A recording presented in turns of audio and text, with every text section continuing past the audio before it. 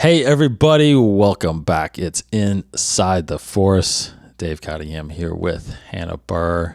Good evening, Hannah. Good evening. How are you doing? I'm doing good. Doing good yourself? Yeah, doing well, doing well. Good. We are here getting ready to talk about episode 11 of Andor as we get ready for the final episode of the season Bum, next bum, week. bum. I know, right? Yeah, episode 12, the final finale comes up next week. We are going to talk about, of course, what we saw in episode 11, and maybe our thoughts a little bit about what we expect next week. So we will get into that here in a little bit. First up, of course, thank you to everybody listening and watching, especially our patrons. If you're interested, again, in seeing what we got over at patreon.com at /Inside the Force, go check that out. And of course, we're on YouTube and all your podcast feeds. YouTube's got most of our shows, all of our shows actually. The podcast has this show, of course, and sometimes I'll throw in a couple of our other shows. I just threw in Council Sessions actually on the podcast feed, and at YouTube, of course. Pretty interesting topic, which was the how do you feel about the Empire based on what we've seen in Andor? So we had a good conversation with Martin on that one. So yes, so thank you again for supporting the show and all that stuff. Just a couple of news things. Yesterday, so we're recording this on the 18th. Yesterday, November 17th. I feel like this is growing. I don't think it's quite there yet, but yesterday was Life Day. Ah, Do you know about Life Day? I know about it, but I did not realize it was yesterday. Yeah, it kind of comes out of nowhere, I feel like. So November 17th is kind of the day that they've designated as Life Day. I feel like I said, I feel like it's getting bigger. Kind of like Star Wars Day was, for a while. It started out and then a little smaller, and every year it kind of grew. Now I feel like everybody celebrates Star Wars Day now. May the 4th. But yeah, Life Day was yesterday, and it's a Wookiee tradition. It actually showed up in the holiday special years ago. Yeah, when Chewbacca went back and visited his family and all that stuff. So, but it has popped up most recently, mainly in the holiday special. The Lego holiday special was Life Day, right? They were celebrating Life Day. So, anyway, I don't know if anybody celebrated Life Day, but maybe get it on your calendars for next year, November 17th. Happy belated Life Day, I guess. Happy belated Life Day, yes. And it is one day before the 18th of November, which is actually Mickey Mouse's birthday. So happy birthday, Mickey. Happy birthday, Mickey. He's 94 today. Woo. Yeah. Still sharp as a tack. Still, yeah. All right. And the other bit of news, as they have been doing with the original Star Wars and Empire Strikes Back, next year is the 40th anniversary of Return of the Jedi. Cool. Yeah, so a lot of stuff coming out. You'll see that symbol that they've been putting out for all the other ones, that 40 symbol with Return of the Jedi next to it. The one thing that they released that they're doing is a series of comics that are coming out based on Jabba. Ooh. Yeah. Jabba's Palace is coming out next year. Another thing to add to Beyond the Saga. I know. There'll be some reading on that for sure. But yeah, you got Jabba's Palace #1 coming out. I don't see a exact date yet. Just be out 2023 for the celebration of the 40th anniversary. They've released some covers. It's got Jabba on it on one of them. One of the variants has got Boba Fett. So yeah, of course, Jabba being, fully introduced back in 1983 when Return of the Jedi came out. So, yeah, that comic series will be hitting your shelves next year in celebration. I'm sure there's going to be all kinds of stuff. Of course, Star Wars Celebration, Next year will be in Europe. I'm sure they're going to be celebrating the 40th anniversary there. I'm assuming there's going to be a novel, that certain point of view novel that they did for Star Wars and Empire, that will probably be announced soon and coming out next year. So yeah, lots of celebrations for Return of the Jedi.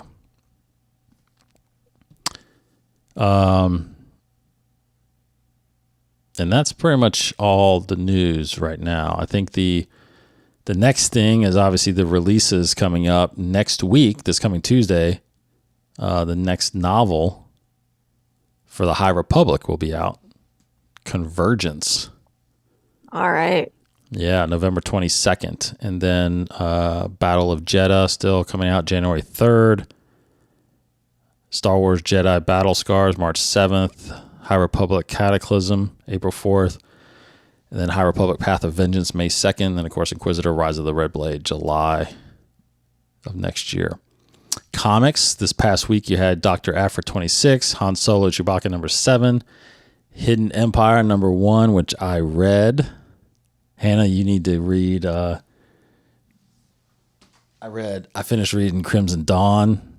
Yes. I'm sorry, Crimson Reign. And then I wanted to read Hidden Empire because I'm doing a comic review of that on Patreon. Ooh, okay. But yeah, as soon as you get Crimson Reign, I know you're kind of go on vacation here soon. But as soon as you get Crimson Reign, Red will do a Beyond the Saga. That was actually really good. Perfect. Sounds like a plan. Yeah, I mean it's amazing. It's just a side note, and I'll go into this more when we do the Beyond the Saga. But just amazing that Kira and all these things happened like during the original trilogy. Like there's a lot of stuff that happened during the original trilogy that is not in the movies that we now know happened behind the scenes, and it's pretty incredible.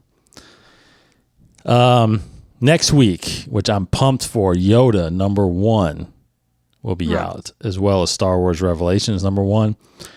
And then at the end of November, on the 30th, Darth Vader 29 rounds out your comic releases for this month. So yeah, there you go. Next week, of course, like I just mentioned, Hannah will be on vacation. Next week's also Thanksgiving. So yeah, probably have to wait on our finale episode. Yeah, till the week after. But the holidays are the holidays, so we'll be hanging out with family and eating a bunch of food. I'm assuming that's what you're doing, right? Happy Turkey Hannah? Day. Yes. Yes. So. Yes.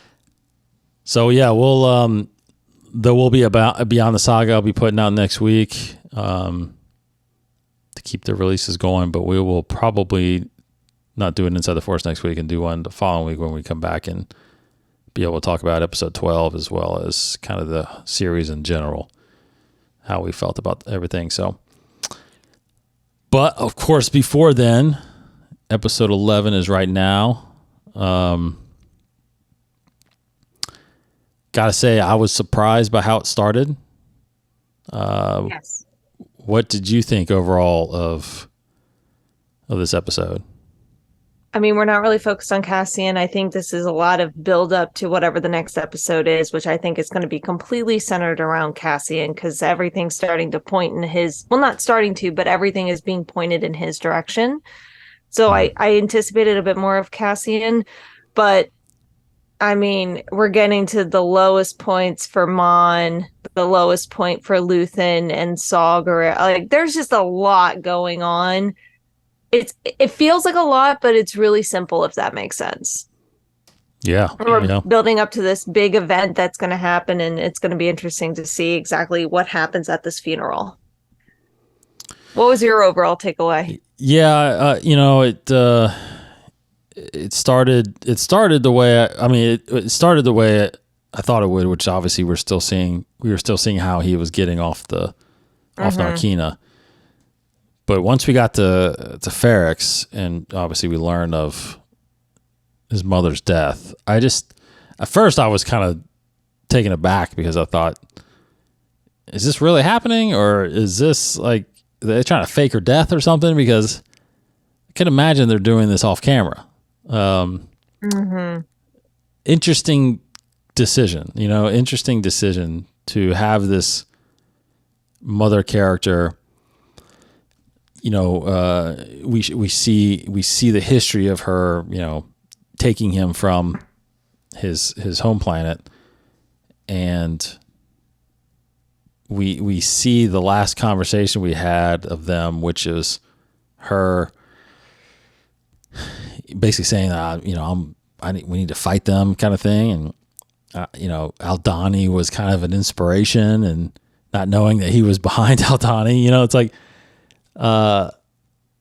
I just expected, and maybe that's why they did this. I expected a reunion. I expected maybe one last meetup, where she was dying, and maybe he came and there was this final conversation. I don't know.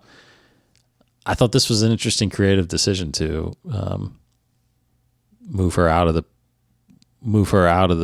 show without even showing her. It is an interesting choice, and as you were just talking then, I wonder, what if she isn't dead? What if that was a ruse to fake her death so she could help the rebellion? I mean, I think that's a possibility. I don't know. Or maybe she's all of a sudden alive and she's like, Cassie, join the rebellion. Yeah, I don't know. I don't know. Because that was a little odd. I was like, did I miss something in the last episode? Yeah, I know, right? Like, she's dead? What? I mean, I know the last episode, if you remember, there was that one scene on Ferrix, I believe, where those people were walking in, they're saying she won't take her pills and stuff like that. And then, Bix was seen kind of walking by. So I guess they were setting it up that she was obviously getting worse, but we never saw a body. And it was one thing if we would have saw her laying there, Mm-hmm. So it does come into question if it's real or not. I do have a feeling that I would not be surprised now that she wasn't dead, because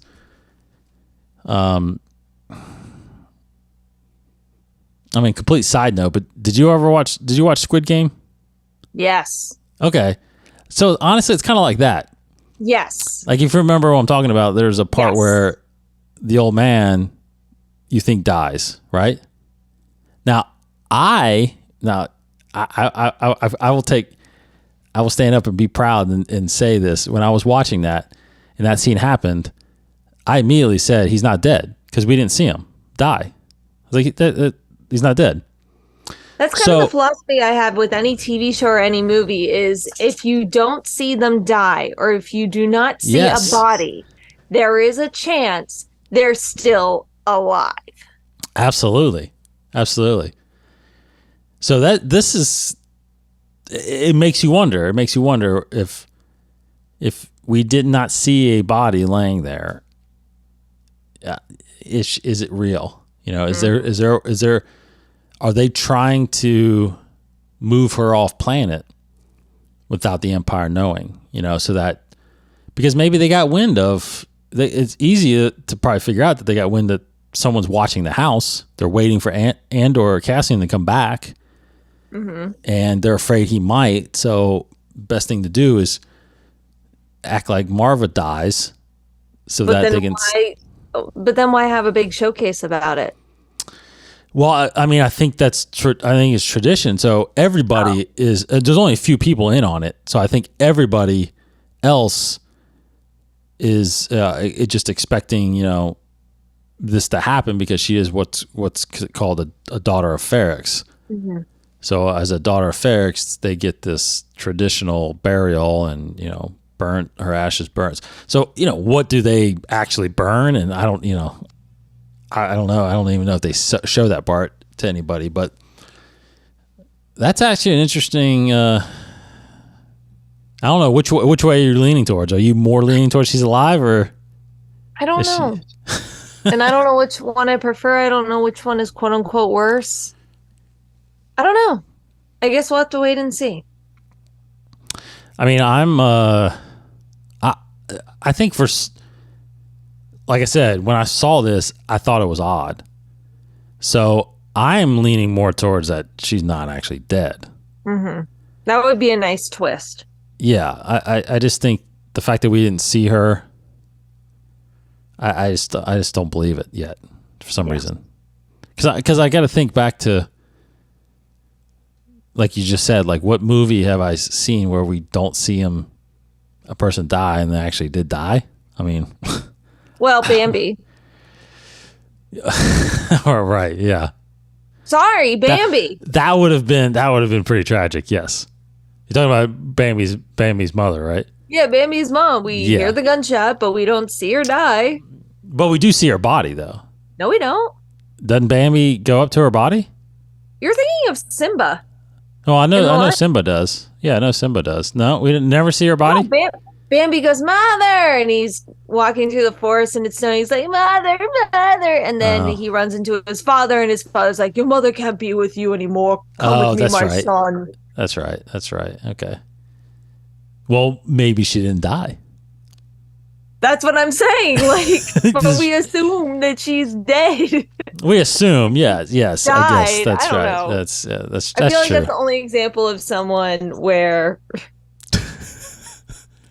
you don't see them die, but they're dead. Yeah, they die off camera and they never come back. Yeah. Yeah. I don't know. That's tough to think about. But I don't know. I mean, yes, you're right. It really depends on,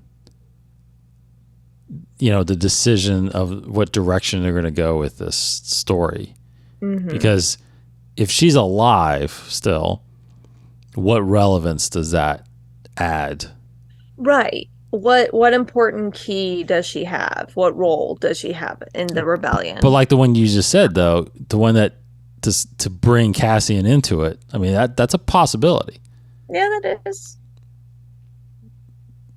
We'll see. You know what I mean? I think he's already got a couple feet towards it already based on his experience on the prison. Mm-hmm. So I don't know if he needs that much motivation now, besides knowing that his mother is gone. Yeah. But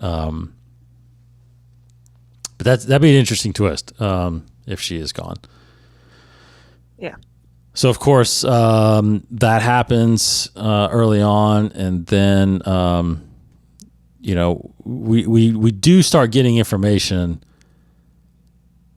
as we did in the last episode, about this Anton Kreegyr and this event that's going to be happening on Spellhouse.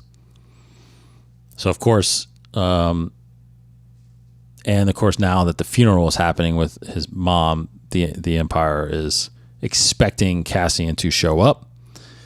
Again, not knowing that he's been a prisoner for a few months.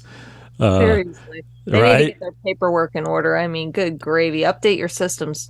Yes. I mean, don't you... Well, he wasn't under Cassian. He wasn't True. under Cassian. So, but even with the picture, come on. Someone dropped the ball. Yeah, you would think when they're scanning him in, at least, they have facial recognition or something like that, right? Yeah. Okay, but then, so then that mainly happens, and then so we obviously get into this scene. We're seeing all the characters right before this finale here. So then there's a scene with Kleya and Vel, which was interesting because I thought the best part of that scene was when Vel was kind of accusing her as somebody that doesn't do anything. Oh, I loved that moment. Right? What have you done for him lately? There is no lately. Yes. Yeah. I thought Great writing. Great writing. Yeah, I thought it was so well done. Her response was right on. Interesting dynamic between those two. And I think, Kleya, I think, has been so restricted a little bit too, right? Just because Martin and I were talking about this on The Mandalore. Like, it was, it seemed who out of her and Luthen was actually pulling the strings, right? Because it seemed like she was kind of in control in a sense of his actions, but I do think it's Luthen, obviously. I think it's Luthen. I think it's very much of Luthen's the creative, and like Luthen is B personality. She's A type personality. Mm-hmm. The organizer, the one who makes sure everything's in order, make sure everything's ready to go. Yes. The one fixing his problems, covering his tracks. Yeah, totally agree. Totally agree. All right, let's talk about where Mothma is in this situation now. Right. What'd you think about that? Poor Mothma. Like, she feels like she has to. She feels like, it's the ends justify the means. This is for the greater good. But she's heartbroken as a mother. I don't know what this is going to do to her family. Maybe this is the breaking point, and this is when her husband and her daughter leave her. It's because of this decision. Like, I don't know, because we don't see her family at all. So it's like, did they die? Did they leave her? She doesn't talk about them at all. So I feel like they probably would have left her or something. I don't know. It's heartbreaking. It's absolutely heartbreaking to see her in this decision you hope you never find yourself in. Yeah, and once again, she's playing this incredibly well. Yes. I love the shot where she's so emotional and I mean, obviously on the verge of tears. And of course, we're actually seeing Coruscant in a way that we haven't seen. I mean, it's storming outside. Most of the time it's this clear day or clear night. But I love how we got that mood. And then of course the outdoor rain, really kind of added to the scene a little bit. So, yeah, I don't know how much we're going to get of her in the next episode. I feel like this was kind of the almost telling us that, I mean, she basically said, I found a solution. Like, this is what I'm going to be doing. Yeah. To try to fix this. I don't know. I don't know. Do you really think this is going to be the end of her story? For this season, I kind of think so. I mean, because, I think we're going to be at, like you said, I think there's going to, it's all culminating at this funeral on Ferrix. Yes. It seems like it's all heading there. But I'm still trying to kind of process what that means for her, what that means for Luthen, because obviously on the flip side, you've got this whole thing with Kreegyr going on too, which we'll get to. But right.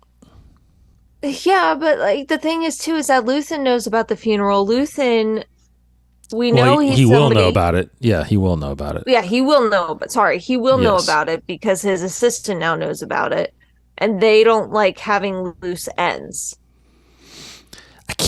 There's no way I can imagine him thinking that's a good idea to go to Ferrix. I can't see that either, but I didn't see him becoming essentially the Palpatine of the rebellion. So true.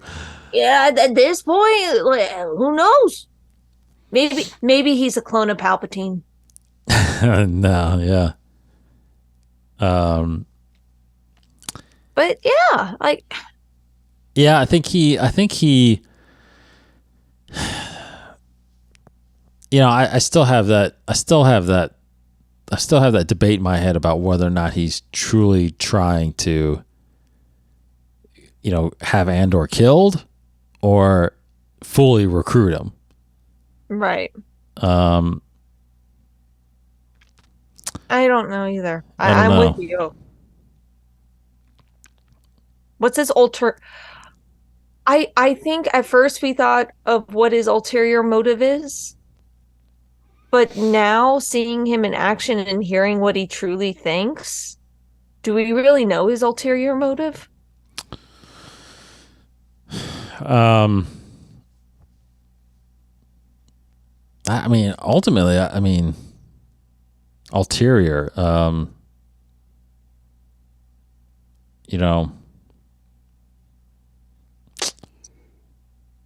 well, you mean as aside from wanting to just take the Empire down? Yeah, I feel like there's something else going on, whether it's revenge, I whether don't know if it there is. you don't think there is? I don't know if there is. Based on what he was telling that Imperial, I can't remember his name now. Lonnie? Lonnie. Yeah, good job, Lonnie. Yep.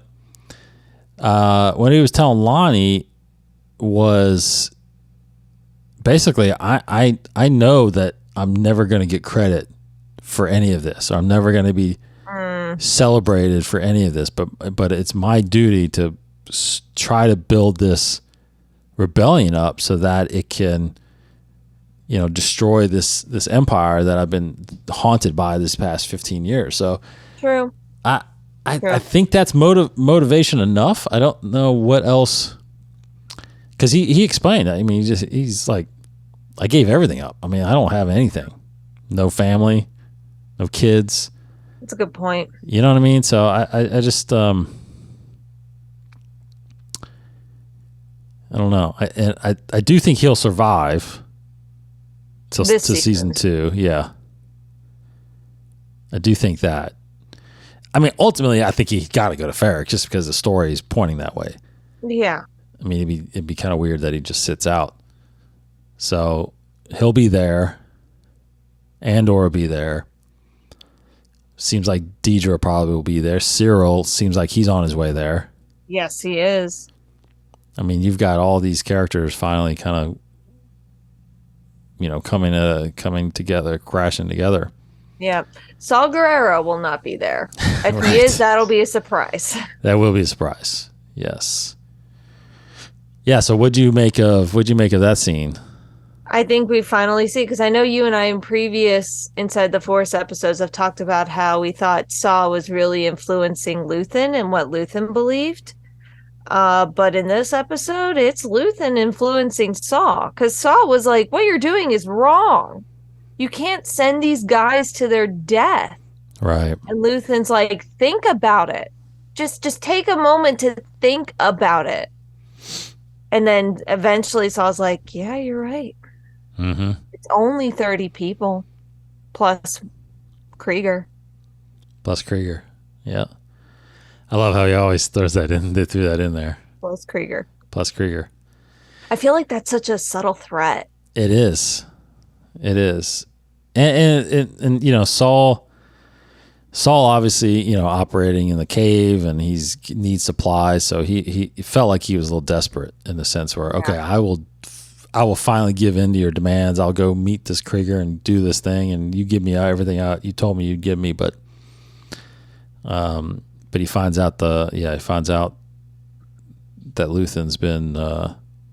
Luthen's got. I mean, it's great that he actually figured it out pretty quickly. He's like, you're either with ISB or you have a person in the inside that you're protecting. Mm-hmm. And then, like, do you have people around me? It was great to him to put that together, and then great way for Luthen to describe how like you said, if they go down, then we can operate more easily. They'll kind of excel, and the Empire will feel like they've accomplished something. But if they know that someone tipped them off, then things are going to be harder to do. So that's an impossible decision too. Right. Because obviously he's been dealing with Kreegyr and helping him as much as he's helping Saul. Mm-hmm. Maybe not face to face, like he said, but he has been helping. And to lose those people, yeah. It's a great scene. What else? What was the third? I think there was 3 characters you kind of said, right? Luthen, I guess, is the other one. Yeah, Luthen. And then also, who knew Luthen was a really good pilot? Well, I'm telling you,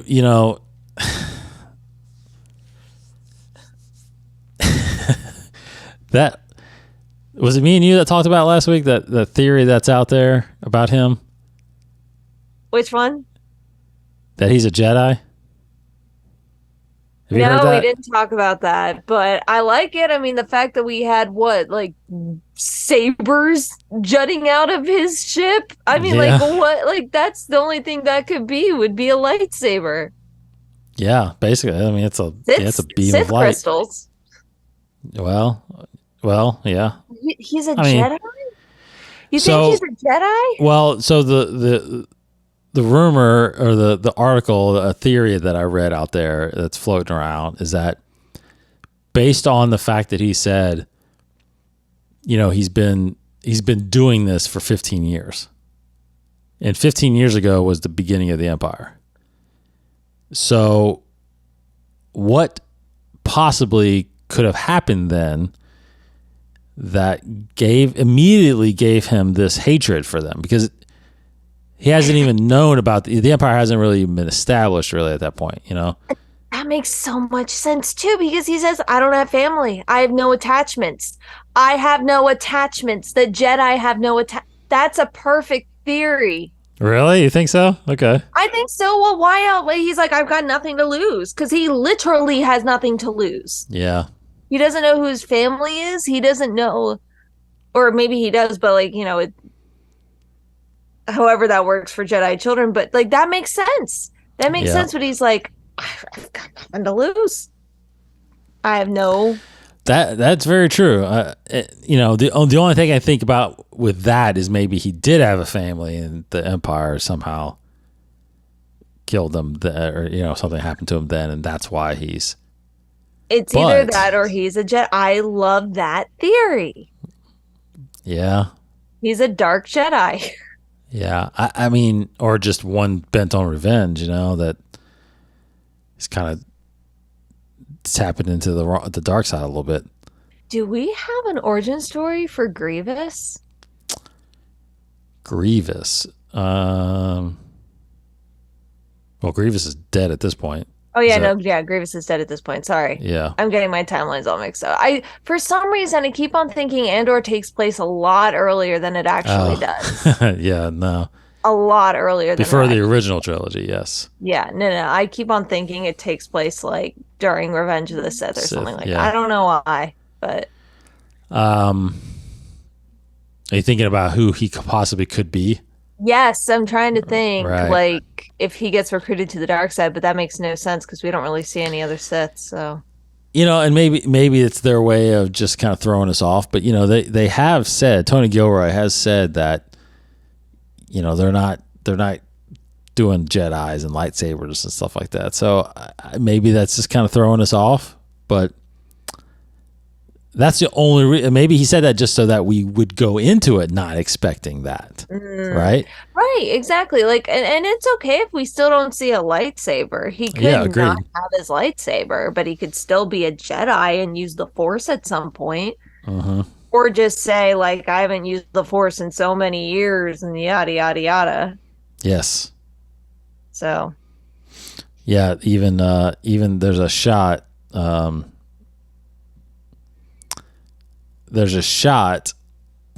when he's walking into that Saul's camp and that guy pulls that stick out. Yeah. That's a lot of people saying, is that a lightsaber? So that's why it's kind of starting to like come together a little bit. I don't know. It's like, are we going to get a whip lightsaber? Because that's a really big handle for something other than a whip. It is a really big handle. Yes.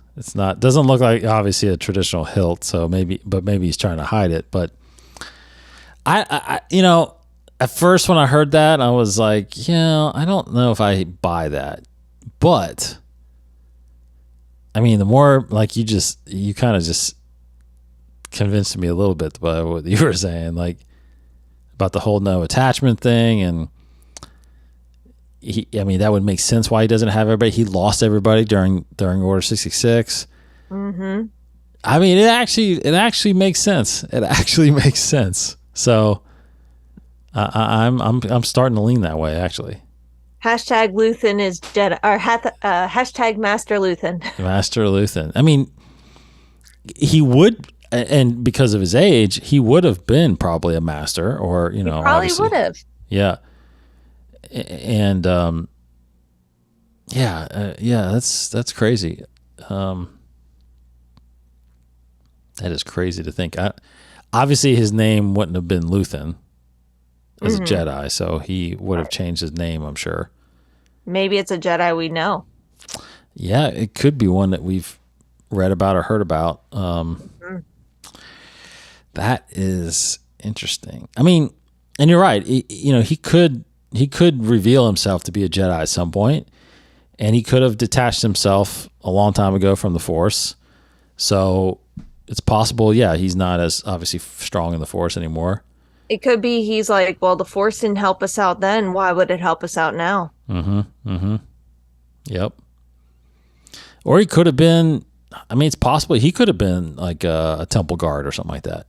Someone that's not a full Jedi, but obviously worked there and still strong in the Force. And that would make sense that no one saw his face because he always had a mask on.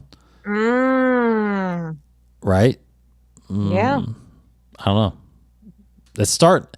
And honestly, just story-wise, I think that would be really cool. That would be really, really cool. I hope that's the case. To know that a Jedi actually started the rebellion. That would be fantastic. Right? I think I like that too. Yep. I actually think I like that too. Man, that's good. Yeah, that's really good. Yeah, that's actually really good. I'm for it. Yeah, I think I'm with you. I think that's almost a no-brainer. You almost have to. I mean, again, we've talked about this before. You have your political side of the rebellion, right? You have Mothma and Bail and these other senators that have been pleading to the galaxy through the Senate. Like, we cannot let the Empire, extend past the freedoms of citizens. Yeah. But they continue to do it. And they're fighting a no-win situation, right? There's no way they can convince everybody to turn against the Emperor, the one that saved them from the Jedi, right? So, yeah, and again, we haven't seen this side of it. All we've seen is that eventually Mothma becomes this leader of the Rebel Alliance, and they take up arms with all these spaceships and rebels and all these people, all these different cells that finally come together. And then, of course, ultimately it changes when they recruit Luke Skywalker and whatever, the Death Star. But when did who first started organizing all this? Who actually started fighting back? I really hope it was a Jedi. Well, that would be cool if it was a Jedi. I mean, really cool. Man, that is, I like that a lot. So yeah, I'm good. I like it. I like it. Unfortunately, I don't think that's something that will be revealed next episode. If it's, I think it's gotta have to wait till. I guess it's possible, maybe, but I think going back to your original thought though is, I think his motivation is clear. I think his backstory is what will determine why that motivation is so strong. Yeah, I think we're just missing that first domino. Yes. What was the first thing that made him go, that's it? Right. And if it's a Jedi, that is, I'm telling you, man, every time I say it, I'm like, that is awesome. It's great. Yeah. All for it. Okay, what else? Anything else on this episode? I don't think so. I mean, I think the only, and we don't really have to talk extensively about this, but I keep on going into the fact of how I love Star Wars makes the droids very human-esque. Yes. And seeing B kind of figuring out his emotions and reactions to Marva's death or her death. So I just think that was a really, really touching moment. Yeah, I agree with that. Yeah, I agree with that. Yeah. They have a good tendency of creating some great memorable droids. each time we get a new series. And that's kind of the MO, it seems like now, is every new Star Wars thing, there's going to be a new droid. Good. Yeah. What about at the end of this episode? Surprised that him and Melshi went different ways? I was a little surprised by that. I was too, but I don't think that's going to, maybe Melshi's the one who ends up bringing him into the rebellion. Oh, well, that's true. I guess that's just a thought. That is a possibility, I guess. Because he seems like he's the one that's talking about up against the Empire, like going out and saying, this is happening, this prison's out there wrongfully imprisoning people and forcing this labor to build things for the Empire. And it just seems like seems like he's more motivated to do that more than Andor. And of course, Andor just found out his mom died, if that's true. But it seemed like you're right. It seemed like he was more forceful about speaking up against the Empire than Andor was. I feel like Andor almost is starting to feel like when he called and his mom was alive, it seemed like to me he was ready to just grab his money and go hide somewhere else. Mm-hmm. Did you get that sense? Oh yeah, absolutely. Yeah. Okay. Absolutely. But now he's like, I got to go back. Yeah. And then something's going to happen that's going to take him down this path of joining the rebellion, I think. Yep. Absolutely. Okay. Well,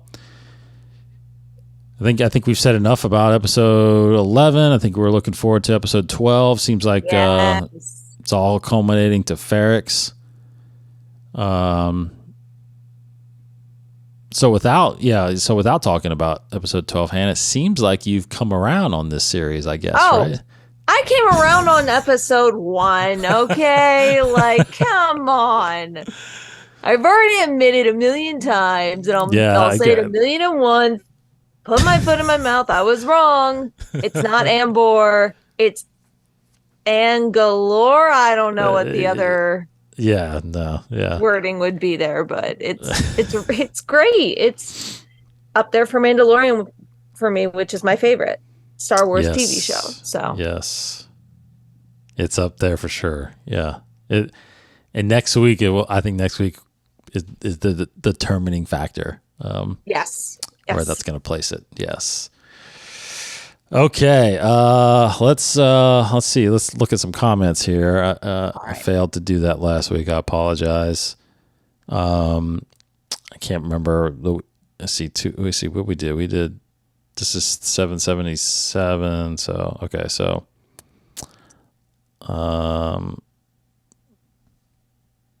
Let's see. Let's go. Thrawn Addict mentioned on our Beyond the Saga, Hannah, for High Republic. Okay. Into the Dark. He says, I've read all the adult, young adult, and middle grade novels of High Republic, and I feel like it's beneficial to read all types, but not essential. I think minimum, you can't just read the adult novels, but should also read the young adult novels, as most characters wind up in adult novels eventually. Middle grade novels kind of like comics, not essentially necessary to the movies and shows, but great. You get great little Easter eggs and mentions. That's good to know. So, yeah. So I think we're doing a good job covering, comics, adult novels, young adult novels. So thank you for validating us. Yes. Good job. Yes, for sure. Let's see, with our episode last week, Thrawn X says, definitely my favorite episode so far. The prison break was fantastic. Mm-hmm. And Andy Serkis was great. The speech he gave was awesome and very Snoke sounding. Yeah, it was really sad when he said he couldn't swim. Mm-hmm. Luthen at the end of the episode was brutal, but do love the side of the rebellion that sometimes they also have to be ruthless to fight back. Looking forward to see what Mothma does in the last 2 episodes. I feel like her daughter is going to have more of an impact going forward because they've been teasing her throughout the series.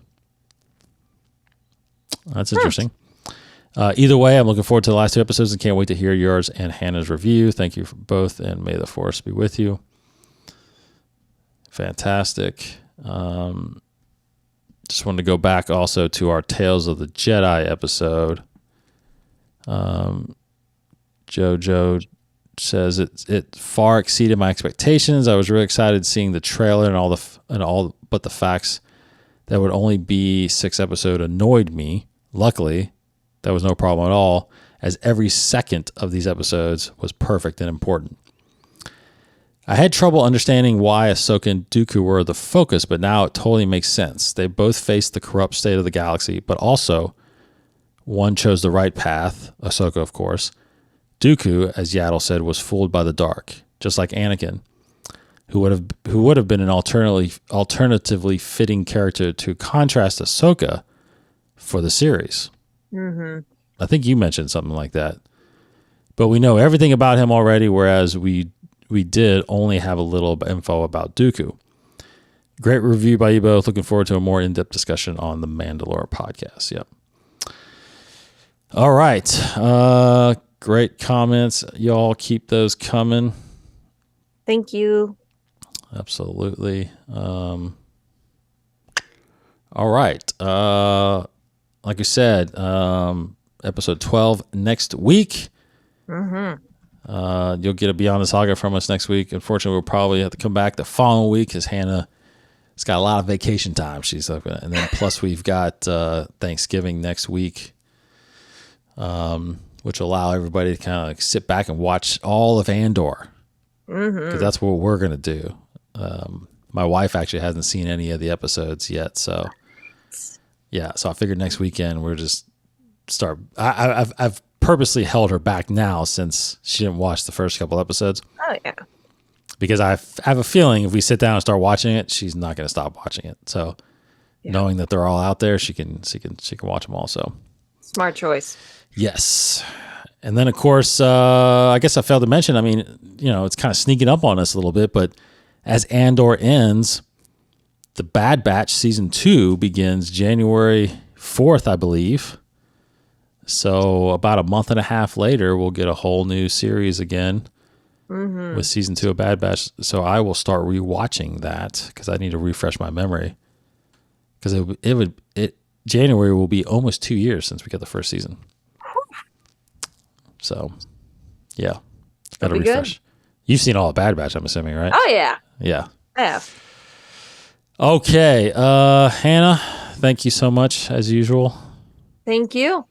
As always, have a great time off. Thank you. And you have a wonderful Thanksgiving, and happy Thanksgiving to everybody else who is in America. True. We do have some listeners out in different parts of the world. So from all you everybody in the States, happy Thanksgiving.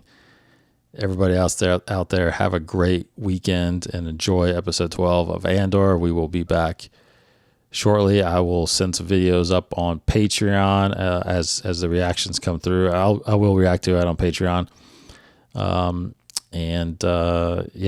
Go there if you want to kind of look at our tiers and support the show that way.